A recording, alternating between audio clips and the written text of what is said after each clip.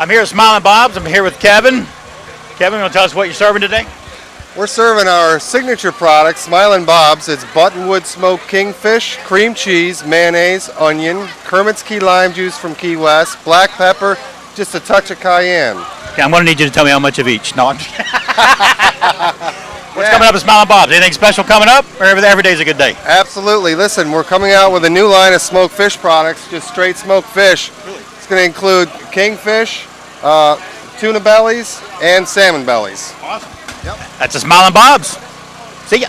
Are you having fun? Yes. You like the taste of Key West? Is this your first time? First time. First time? Sure. Good. Where's your boyfriend? Home. Where's Rick? Is he? Good. Well. No, he was. Sucker.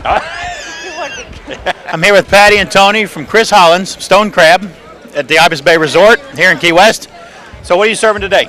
Today, coconut Thai curry mussels and a little lump crab and stone crab hummus. So you do a little double duty. You're the mascot and the Executive chef. And Tony's the executive, The GM. GM, and head dishwasher and all the above, right? Kind of like. Good. What's coming up at the Stone Crab or at Ibis Bay Resort? Well, all year long we're going to feature stone crabs. We have a special MMA event coming up May 17th. That'll benefit the Kevin Piper Foundation. What else? As you can tell from this, from the Taste of Key West, and from what they're doing, Key West is huge on fundraisers. This is one of all the places I've been in 63 different restaurants around the country. Key West is one of the biggest fundraising and charitable cities I've ever been in. I'm sorry. I think that's about it. I don't know what. There's always events happening at Ibis Bay and the Stone Crab, and most of them are charity events. And if I remember right, last year I think you were featured as the season opener on Sandmasters at the Ibis Bay Resort. The season opener for this year was at Sandmasters, and you had was it Professor Splash? Yes, Professor Splash set a world record at our. Yep, it was 32 feet, I believe. This guy's like my size. He like jumped off like a huge building and like into a baby pool of 12 inches of water. So, and he walked away. I trip over the cat and break a leg. So, all right, thanks. So, what you serve here? Ice cold beer. Would you like one, sir? Yes, sir. What kind of ice cold beer do you serve? This is Miller Lite. Ooh ah! Thank you, sir. All right. Only in the Florida Keys. I'm here with Miguel, Cakes by Carol. They do a lot of great stuff here, and this stuff is really, really difficult to do, and it looks awesome. Tell me what you're serving today at Taste of Key West. Well, today at Taste of Key, we're serving a variety of different cupcakes. We have different flavors, anything starting from red velvet, key lime with fillings. We have coconut. We have red velvet, like I said. We have tres leches. We have bananas Fosters, and we have chocolate stuff with peanut butter. We have chocolate stuff with buttercream. We have a bunch of stuff out here. We have about 15 flavors maybe, and then our biggest sellers is going to be the red velvet. That's the one that everybody likes. Right. Every year we do this is the one that sells That's the actually most. what we're having at our wedding. I'm going to Vegas to get married by Elvis. Okay. And just my fiance wants a red velvet cake. But y'all do a great job here on this stuff. I know this stuff isn't easy to do, and it takes a while, especially these big cakes here.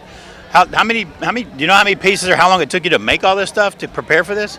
It depends, really. Obviously, the more work gets into a cake, the longer it's going to take, and the more meticulous, the more stuff you have to work with is. Well, let me slowly slide over here to this thing. But being a fat boy, I love cheeseburgers. How long did it take to make this thing? You know? This This takes had to have taken most of a week. this takes usually about a week. Putting anything between 5 to 6 hours a day working on it.